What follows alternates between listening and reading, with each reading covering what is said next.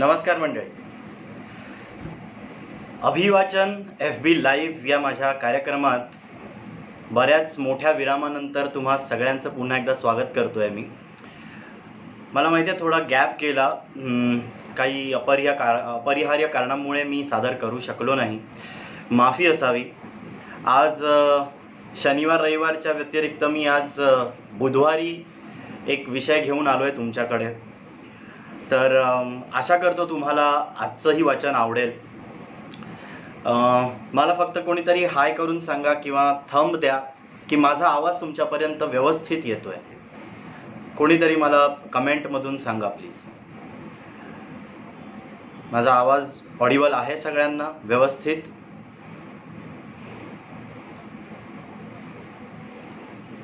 Okay. तर कसे आहात सगळे? बरे आहात ना? लॉकडाऊनचे दिवस आहेत, बऱ्याच गोष्टी कानावर पडत आहेत, बरेच कलाकार आपल्याला सोडून जात आहेत. रत्नाकर मतकरी सरांचं निधन झालं, इरफान खान, ऋषी कपूर, काल गिरीश साळवी ह्या अभिनेत्याचं सुद्धा निधन झालं. तर मला असं वाटतं की माझी एक आदरांजली मी व्यक्त करावी आणि म्हणून मी इरफान खान यांच्यासाठीचं आजचं वाचन आहे आणि उद्याचं वाचन मी श्री रत्नाकर मतकरी यांना आदरांजली देण्यासाठी करणार आहे. इरफान खानबद्दलचा हा लेख लिहिला आहे ज्येष्ठ अभिनेते नसीरुद्दीन शाह यांनी. इंडियन एक्सप्रेसच्या आय या पुरवणीसाठी 3 मे रोजी त्यांनी हा लेख लिहिला होता आणि कृतार्थ शेवगावकर यांनी त्याचा मराठी अनुवाद केला. तो माझ्या वाचनात बऱ्याच दिवसांपूर्वीच आला होता, मनात रुंजी घालत होता की आपण ह्याचं वाचन केलं पाहिजे. मी त्याची तयारी करत होतो आणि मला असं वाटतं की हा लेख नवीन कलाकारांना, नवीन अभिनेत्यांनाच नाही तर आयुष्यात उमेदीने काहीतरी करणाऱ्या प्रत्येकासाठी हा एक आदर्श पाठ असेल. माझे मनपूर्वक आभार आहेत कृतार्थ शेवगावकर ज्यांनी मला अनुमती दिली. विशेष आभार इंडियन एक्सप्रेस आय पुरवणीचे आणि नसीरुद्दीन शाह यांचे आणि ऑफकोर्स इरफान खानजी यांचे. वाचनाला मी सुरू करणारच आहे. ह्या लेखाच्या वाचनानंतर मी स्वतः एक छोटीशी आदरांजली व्यक्त केली आहे श्री इरफानजी खान यांच्याबद्दल. ती ह्या वाचनानंतर मी लगेचच सादर करेन आणि मग आपण याचा समारोप करू. माझं हे वाचन जसं तुम्ही FB लाईव्हवरती ऐकत आहात, पाहत आहात, हाच व्हिडिओ तुम्हाला नंतर माझ्या YouTube चॅनलला सुद्धा दिसेल ज्याचं नाव आहे मुसाफिरी बाय अभिषेक आरोंदेकर. पुन्हा एकदा सांगतो, मुसाफिरी बाय अभिषेक आरोंदेकर YouTube चॅनलवरती. प्लीज लाईक, शेअर, कमेंट आणि सबस्क्राईब करायला विसरू नका, कारण तुमच्या सूचना मला खरंच उपयोगी पडत आहेत. तर आपण सुरू करूया. आज कुठल्याही पुस्तकातून मी हा लेख वाचणार नाही आहे. या लेखाची परवानगी मला दिल्याबद्दल पुन्हा एकदा कृतार्थ शेवगावकर यांचा मी मनपूर्वक आभारी आहे. तर लेखाला सुरू करतोय. नमस्कार. नसीरुद्दीन शाह यांनी इरफान खान विषयी लिहिलेला एक इंग्रजी लेख गेल्या रविवारच्या इंडियन एक्सप्रेसच्या आय या पुरवणीत प्रकाशित झाला, म्हणजे 3 मेच्या. अभिनय करणाऱ्यांसाठी आणि सर्वांसाठीच तो महत्त्वाचा वाटला. त्या लेखाचे हे कृतार्थ शेवगावकर यांनी केलेले मराठी भाषांतर. खूप काही सांगून जाणारा लेख आहे, नक्की ऐका. नसीरुद्दीन शाह आणि इंडियन एक्सप्रेस यांचे मनापासून आभार. नसीरुद्दीन शाह म्हणतात, इरफान अभिनेत्यांचा अभिनेता आहे. इरफानच्या जाण्याचा अर्थ माझ्यासाठी काय आहे हे शब्दात बांधणे खरोखर अवघड आहे. त्याच्याशी किंवा त्याच्या कुटुंबाशी माझा जवळचा संबंध नव्हता, परंतु मला हेवा वाटायचा असा तो अभिनेता होता. इरफान सारखा अभिनेता होण्यासाठी किती प्रदीर्घ आणि कठीण संघर्ष करायला लागतो याची सर्वांनाच कल्पना नाही. तो नावारूपाला येण्यापूर्वी त्याने टीव्ही मालिका आणि सिनेमांमध्ये असंख्य छोट्या मोठ्या भूमिका केल्या असतील. त्याच्यासारख्या माणसाची खासियत हीच असते की कितीतरी वर्षे नकार घंटा ऐकूनही तो थकत नाही आणि त्याच्या मनातील स्वतःवरील विश्वास कमी होत नाही. मुंबईत स्ट्रगलसाठी आलेल्या नटांना जेव्हा मी भेटतो तेव्हा ते मला सांगतात की मी 2 वर्ष इथे प्रयत्न करेन, अन्यथा गावी परत जाईन. तेव्हा मी त्यांना तुम्ही तुमची 2 वर्षे वाया न घालवता लगेचच गावी जा असा सल्ला देतो. 2 वर्षात काहीच होणार नाहीये. इरफानने स्वतःला अशी कोणतीही मर्यादा, डेडलाईन दिलीच नव्हती. हाच आपला आयुष्यभराचा उद्योग आहे हे त्याला ठाऊक होते. इथे तग धरण्यासाठी जे काही करावे लागेल ते करण्याची त्याची तयारी होती. त्याचा पहिला सिनेमा 2001 साली आलेला, द वॉरियर. तो येण्याआधी कित्येक वर्षे तो कसाबसा इथे तग धरून कष्ट करत राहिला. लगोलग यश न मिळणाऱ्या आजच्या तरुण नटांसाठी हे खरोखर प्रेरणादायी उदाहरण आहे. मला नेहमी जाणवतं की मृत्यू हा जगण्याचा सर्वात कमी महत्वाचा भाग आहे. माझा या गोष्टीवर विश्वासच आहे. तुम्ही कधी आणि कसे मरता याने फारसा फरक पडत नाही. तुम्ही कसे जगला आणि जगत असताना तुम्ही काय केले हे जास्त महत्वाचे. इरफानने त्याच्या जगण्याचा पुरेपूर उपयोग केला. आज मला माझ्या विश्वासाचा पुनर्विचार करायला लागतोय. इरफानच्या जाण्याची वेळ आणि कारण दोन्हींनी खूपच फरक पडलाय. त्याच्याकडे देण्यासाठी अजून खूप काही होतं. आपण पाहिलेलं इरफानचं काम म्हणजे त्याच्या अफाट प्रतिभेची आणि बांधिलकीची केवळ एक चुणूक होती. त्याची न दिसलेली प्रतिभा पाहण्याचे भाग्य आपल्या नशिबात नाही. समोर येऊन उभ्या ठाकलेल्या अवघड परिस्थितीला माणूस कसा भिडू शकतो हे पाहायचे असल्यास इरफानकडे पाहावे. तो केवळ एक प्रतिभावान अभिनेता नव्हता. तो ज्या पद्धतीने जीवनाकडे पाहायचा, स्वतःच्या कुटुंबाची काळजी घ्यायचा आणि ज्या कृतज्ञतेने तो शेवटची काही वर्षे जगला ते खरोखर विस्मयचकित करणारे आहे. त्याच्यामध्ये दूर दूरपर्यंत अहंभाव नव्हता. त्याला होत असणाऱ्या वेदना त्याने कधी व्यक्त केल्या नाहीत. हे नाजूक शरीर इतक्या प्रचंड वेदना सहन करू शकते हे आश्चर्यजनक आहे, एवढंच तो म्हणायचा. त्याचे बोलणे ऐकताना तो स्वतः या दुःखातून जातोय हे जाणवायचेही नाही. शेवटपर्यंत तो लोकांना प्रेरणा देत राहिला. ज्या प्रकारे तो या भयंकर आजाराशी लढला, सतत आशावादी राहिला आणि ज्या वस्तुनिष्ठ दृष्टिकोनातून त्याने परिस्थिती हाताळली हे माझ्यासाठी आश्चर्यकारक होते. जेव्हा त्याच्या आजाराचे निदान झाले तेव्हा त्याच्या शांततेचा भंग केलेला त्याला आवडेल की नाही याची मला कल्पना नव्हती. म्हणून मी त्याला संपर्क केला नाही. पण इरफाननेच एक दिवस मेसेज पाठवला, नॉक नॉक नसीर भाई. नंतर लंडनमध्ये त्याच्यावर उपचार सुरू असताना अनेकदा मी त्याच्याशी बोललो. एक अपरिहार्य गोष्ट रोज आपल्या दिशेने पावलं टाकते हे त्याला ठाऊक होते. तरीही तो म्हणायचा की किती लोकांना स्वतःचा मृत्यू असा जवळ येताना त्याचे निरीक्षण करण्याची संधी मिळते. मी ही जवळ येणारी गोष्ट पाहू शकतो आणि तिचे स्वागतही करू शकतो. त्याचे हे शब्द ऐकल्यावर मी हललो. मला जाणीव झाली की एखाद्यासाठी मृत्यूला सामोरं जाण्याचा हाच एकमेव मार्ग आहे. इरफानचे काम सर्वांना माहीत आहे आणि ते नेहमीच आपल्या सोबत असणार आहे. आपल्या देशातील सर्वोत्कृष्ट अभिनेत्यांमध्ये त्याची गणना होईल यात काहीच शंका नाही. तुम्ही त्याचा अभिनय पाहता तेव्हा जणू वाटतं की तुम्ही त्याचं मन वाचताय. तो तुमच्यापर्यंत पोहोचण्यासाठी कधीच कष्ट घेत नाही. एक अभिनेता म्हणून इरफानच्या बाबतीत हा मोठा विरोधाभास होता. अभिनेता नेहमीच त्याच्या प्रेक्षकापर्यंत पोहोचण्यासाठी कष्ट घेत असतो. इरफानला विश्वास होता की प्रेक्षक त्याच्यापर्यंत पोहोचणार आहेत. जे लोक फक्त त्याचे काम पाहून त्याच्याशी जोडलेले होते त्यांनाही तो आपलासा वाटला. एखाद्या अभिनेत्यासाठी ही अतिशय मौल्यवान गोष्ट आहे. प्रेक्षकांवर प्रभाव टाकून करमणूक करणारे अभिनेते अनेक असतात. इरफानमध्ये तुमच्या नसात शिरून तुम्हाला आपलंसं करण्याची ताकद होती. म्हणून तर ह्या अनोळखी माणसाच्या जाण्याने सर्वांनाच दुःख झालंय. ओळख नसली तरी हा माणूस हिरा होता हे सर्वांनाच जाणवलं होतं. त्याच्या अभिनय कलेवरील प्रभुत्वाचे आणि स्वतःच्या क्षमतेवरील विश्वासाचेच हे द्योतक आहे. ते प्रभुत्व आणि क्षमता त्याने कमावलेल्या होत्या. त्याची बुद्धिमत्ता दुर्मिळ होती. त्याने केलेल्या भूमिकांमध्ये एक चमत्कारिक दैवी सामर्थ्य होते. बुद्धिस्ट साधू वेगवेगळ्या रंगातून अतिशय अवघड अशी चित्र काढतात.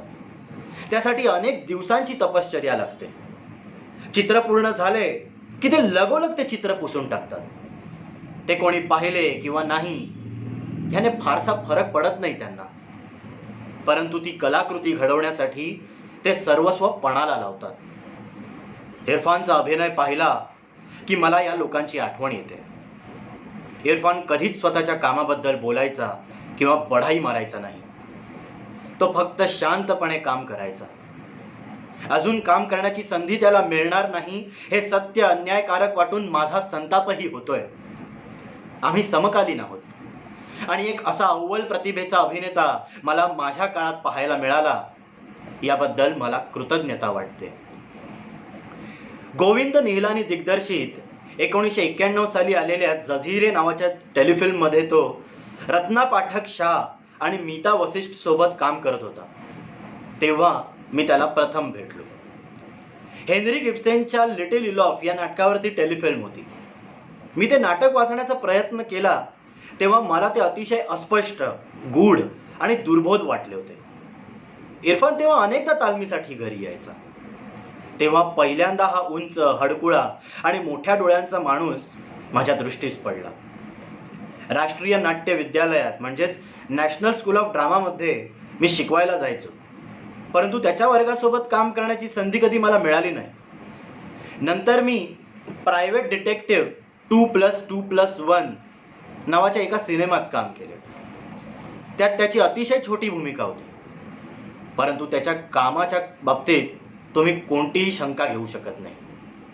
कोणतीही खटपट आणि विशेष प्रयत्न न करता त्या सिनेमात तो उभा राहिला. द वॉरियर पाहिला तेव्हा मी इंग्लंडमध्ये होतो. तो पाहून मी पूर्णतः हललो आणि न राहून त्याला फोन केला. त्याला खूप आनंद झाला. भारतात अनेकांनी ही फिल्म पाहिलेली नाही. विशाल भारद्वाजच्या मकबूल या 2003 साली आलेल्या चित्रपटापासून आमची अजून चांगली ओळख झाली. या सिनेमाच्या कास्टिंगमध्ये अनेकदा अदलबदल चालले होते. विशालला काहीतरी जाणवले आणि त्या भूमिकेसाठी त्याने इरफानला निवडले. इरफानच्या भारतातील ओळखीसाठी मकबूल सुरुवात होती. तो तेव्हा अवघ्या 30शीत होता आणि सोबत ओम पुरी, पंकज कपूर आणि मी होतो. त्या सिनेमात तो स्वतंत्र उभा राहिला. मी त्याला अभिनय करताना पाहतो तेव्हा मला मोझार्ट आणि अँटोनियो सॅलेरी आठवतो. सॅलेरी देवाला विचारतो की तू मला इतकं सामान्य का बनवलंस. ह्या मोझार्टने नुसत्या बसल्या बसल्या सहज केलेल्या काही बाई संगीत रचना मी तासन तास कष्ट करून बनवलेल्या संगीत रचनांपेक्षा श्रेष्ठ का आहेत. मी इरफानला बघतो तेव्हा मला असेच वाटते. तो मोझार्टच होता. मी त्याच्या वयाचा होतो तेव्हा त्याच्या इतकं प्रतिभावंत असायला मला नक्कीच आवडलं असतं. मी खरोखर निखालस त्याचा मोठेपणा मान्य करतो. इरफानच्या सोबतीने त्याच्या बाजूला उभा राहील असा कोणताही अभिनेता मला दिसत नाही. तो केवळ उत्कृष्ट अभिनेता नव्हता, तर त्याचसोबत एक सज्जन, प्रेमळ आणि निस्वार्थी माणूस होता. त्याच्यासोबत घालवलेले मौल्यवान क्षण मी जपून ठेवले आहेत. मी स्वतःला इरफानचा प्रवास पाहिलेल्या भाग्यवान लोकांपैकी एक समजतो. अभिनयाचे एक मोठे शिक्षक एकदा म्हणाले होते की प्रतिभा नावाची कोणतीही गोष्ट अस्तित्वात नाही, परंतु प्रतिभेचा अभाव मात्र नक्कीच असतो. तुम्ही योग्य वेळी योग्य जागी नसता तेव्हा प्रतिभेचा अभाव असतो. मी इतकंच म्हणेन की इरफान सुरुवातीपासून योग्य वेळी योग्य ठिकाणी होता आणि त्याने ही गोष्ट ओळखली होती. त्यामुळे त्याची निराशा किंवा भ्रमनिराश झाला नाही. त्याची जागा कुठे आहे हे त्याला पक्क ठाऊक होतं.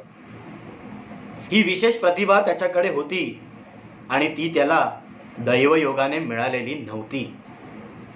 स्वतःच्या जगण्याच्या अनुभवातून आणि प्रचंड करुणेतून त्याने ती कमावली होती.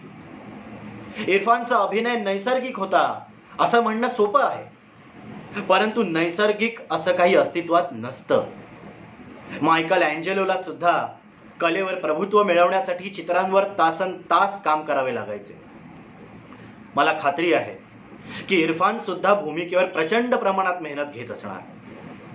चांगला अभिनेता होण्यासाठी प्रचंड मोठ्या प्रमाणात मेहनत करायला लागते. स्वतःवर सतत शंका घेत काहीही गृहीत न धरता परत परत करून बघण्याची धमक लागते. हृदय पिळवटून सतत काम करायला लागते. तेव्हा जाऊन कुठे चांगला अभिनेता तयार होतो. इरफान हिंदी सिनेमाच्या प्रभावाखाली आला नाही हे बरेच झाले.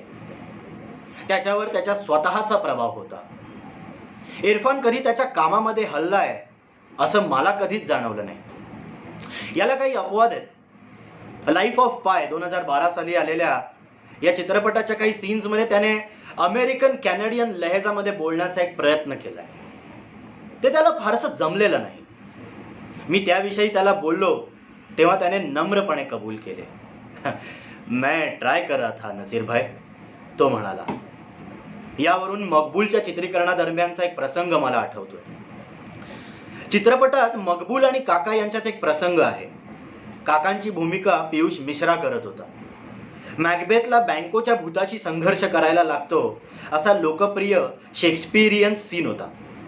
काकांचे शव जेव्हा चितेवर आणले जाते तेव्हा इरफान दुःख दाखवण्यासाठी गुडघे टेकतो आणि अचानक चितेवरील काकांच्या मृतदेहाचे डोळे उघडतात.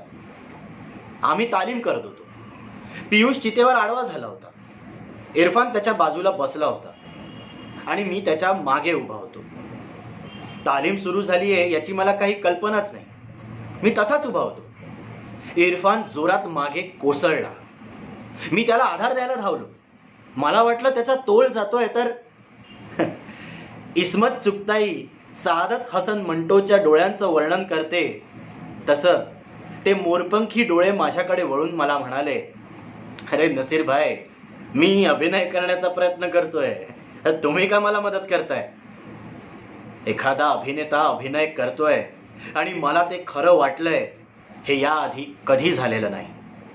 ज्या तन्मयतेने तो भावनिक उद्रेक, क्रोध आणि उत्कटता असलेल्या प्रसंगांना भिडायचा तेव्हा तेव्हा तो नेहमीच विस्मयचकित करायचा. मी त्याला रंगमंचावर कधीच पाहिले नाही. त्याविषयी बोलण्याचा मी अनेकदा प्रयत्न केला पण त्याने कधी इच्छा दाखवली नाही. तो थिएटरला यायचा, माझे रंगमंचावरील काम पाहायचा, पण त्यात त्याने कधी सहभाग घेतला नाही. कदाचित रॉबर्ट डिनेरो किंवा डॅनियल डे लुईस प्रमाणे इरफान त्याच्या भूमिकांमध्ये प्रचंड प्रमाणात भावनिक गुंतवणूक करायचा असं मला जाणवतंय. रोज रात्री त्या प्रमाणात स्वतःच्या मनाची गुंतवणूक करून घेणे शक्य नसते, म्हणून त्याने नाटक सोडले असावे असे माझे गृहीतक आहे. याच कारणासाठी मार्लन ब्रँडो आणि डॅनियल लुईस सारख्या अभिनेत्यांनी नाटक सोडले. यश मिळालं म्हणून नव्हे, तर रंगमंच त्यांच्याकडून जी मागणी करत होता ती पूर्ण करणे त्यांना अशक्यप्राय होते. म्हणून यूं होता तो क्या होता ह्या मी दिग्दर्शित केलेल्या चित्रपटाची मला लाज वाटते. इरफानचा त्या सिनेमातील भाग अनेक कारणांसाठी अतिशय निर्दयीपणे कापायला लागला. इतका की शेवटी त्याचं सिनेमात काही उरलंच नाही. त्याने एकदाही तक्रार केली नाही किंवा मी त्याच्यावर अन्याय केलाय अशी जाणीव होऊ दिली नाही. तो त्याविषयी केवळ आपुलकीने बोलला. भूमिका कोणती किंवा किती पैसे मिळणार असा एकही प्रश्न न विचारता त्याने केवळ माझ्या एका बोलण्यावर होकार कळवला होता. मला पश्चाताप होतोय की मला त्याची भरपाई करायची संधी मिळाली नाही. आता त्या मोठ्या अभ्यास खोलीत भेटायची संधी आम्हाला कधी मिळालीच तर मी ती भरपाई करू शकेन कदाचित. इरफानची कथा सुरुवातीपासून अगदी शेवटपर्यंत प्रेरणादायी आहे. त्याने आपल्याला दिलेल्या क्षणांसाठी मी केवळ फैज अहमद फैजची एक ओळ सांगू शकतो. ओ नसीरों के नाम, ओ नसीरों के नाम जिनके सीनों में फरदा के शब्ताब गौहर जेल खानों की शोरीदार रातों की सरसर में जल जल के अंजुम नुमा हो गए हैं. म्हणजेच त्या बंदिवानांच्या नावे ज्यांच्या उरात उद्याचे चमकणारे मोती आहेत, परंतु कारागृहाच्या उद्विग्न रात्रींच्या तुफानी वावटळीत जळून जळून जणू ते तारे होऊन गेले आहेत. या चारोळींचं भाषांतर केलं होतं नचिकेत देवस्थळी यांनी. शेवटी नसीरभाई असं म्हणतात, इरफान मागे ठेवून गेलेला वारसा म्हणजे ह्या ताऱ्यांचे नक्षत्र आहे. नटांनी आदर्श आणि प्रेरणा घ्यावी असे हे नक्षत्र आहे. इरफान खरोखर अभिनेत्यांचा अभिनेता आहे. लेखक नसीरुद्दीन शाह, इंग्रजी संपादन अलका सहानी, मराठी भाषांतर कृतार्थ शेवगावकर. विशेष आभार इंडियन एक्सप्रेस आणि सर्व मायबाप रसिक प्रेक्षक. जेव्हा इरफानजी गेले त्यावेळेला मला सुद्धा अतीव दुःख झालं होतं. इरफानजीचे बरेच चित्रपट मी स्वतःसुद्धा अभ्यास करण्यासाठी पाहत असतो. जसं नसीरबाईंनी याच्यामध्ये सांगितलं आहे त्यांच्या लेखामध्ये, त्याचप्रमाणे मी त्यांचा वॉरियर चित्रपट मी पाहिला. जास्तीत जास्त स्क्रीनप्लेवरती खेळला गेलेला चित्रपट आहे. अत्यंत कमी डायलॉग्स आहेत. मुद्राभिनय आणि अंगिक अभिनयावरती जोर दिला गेला आहे त्याच्यामध्ये आणि प्रचंड मोठ्या प्रमाणात मेहनत घेतली आहे इरफानजीनी. तुम्ही नक्की बघा, तुम्हाला कुठे जर मिळाला चित्रपट पाहायला द वॉरियर. मी स्वतः तो पिक्चर अनुभवलाय, पाहिलाय. आणि जेव्हा इरफानजीचं देहावसान झालं त्यावेळेला मला सुद्धा प्रचंड वाईट वाटलं होतं आणि त्यावेळेला मला सुद्धा कुठे ना कुठे व्यक्त व्हावं असं वाटलं आणि ते व्यक्त मी छोट्याशा माझ्या एका 10 ते 12 ओळींच्या लिखाणातून मी व्यक्त झालो. ते माझं जे व्यक्त होणं होतं ते सुद्धा आज या ओघाने मी तुमच्या समोर सादर करतो. इरफान भाई, आता कुठे तुमचा अभिनय आम्ही अभ्यास म्हणून शिकायला घेतला होता. अहो, पोर्शन संपण्यापूर्वीच तुम्ही वर्गातून एक्झिट कशी घेतली? अभिनय कशाशी खातात हे तर तुम्ही शिकवत होतात आम्हाला. हा लंच बॉक्स आम्हाला तुमच्याशिवाय नाही खावासा वाटणार आता. अजून खूप काही तुम्ही शिकवायचं होतं आणि आम्ही आत्मसात करायचा प्रयत्न. चांगला अभिनेता व्हायचं असेल तर आधी चांगला माणूस व्हावं लागतं, तर खरेपण अभिनयात उतरतं. हे तुम्ही अक्षरशः जगून दाखवलंय आणि तुमच्या निधनाने ते अपूर्ण राहिल्याचं सिद्ध झालंय. तुमच्या बोलक्या डोळ्यांनी शिकवलंय हसणं, कारुण्य, बरंच काही आणि रडणं सुद्धा. आज डोळ्यांवाटे जे काही व्यक्त होतंय तो अभिनय नाहीये, पण मेथड ऍक्टिंगचा तुम्ही शिकवलेला हा शेवटचा धडा सुद्धा कायम लक्षात राहील. शेवटी त्यांच्याच लाईफ ऑफ पाय चित्रपटातील वाक्य आठवतात. ती वाक्य असं आहे, I suppose in the end the whole of life becomes an act of letting go. But what hurts the most is not taking a moment to say goodbye.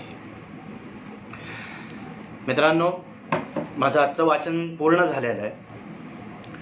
तुम्हाला माझं हे वाचन कसं वाटलं तुम्ही मला नक्की कमेंटमध्ये नमूद करा. माझा यूट्यूबवरचा व्हिडिओसुद्धा जास्तीत जास्त शेअर करा. हा व्हिडिओ जास्तीत जास्त शेअर करा हे मी तुम्हाला आणखीन एकदा आवर्जून सांगेन, कारण याच्यामध्ये आपल्याला नसीरबाईंनी केलेलं मार्गदर्शनसुद्धा लाभलं आहे आणि जे प्रत्येक कलाकारासाठी आणि प्रत्येक माणसासाठी सुद्धा खरंच उपयोगी आहे. तुमची रजा घेतो. उद्या भेटू आपण. मी रत्नाकर मतकरी यांना श्रद्धांजली अर्पण करणार आहे आणि जो माझा स्वतःचा लेख आहे काटा, गोष्ट अपूर्णतेची, भेटूया उद्या रात्र 10:30 वाजता. तोपर्यंत तुमचा मित्र अभिषेक अरुण आरोंदेकर याला अभिवाचन FB लाईव्ह या कार्यक्रमातून रजा द्या. नमस्कार.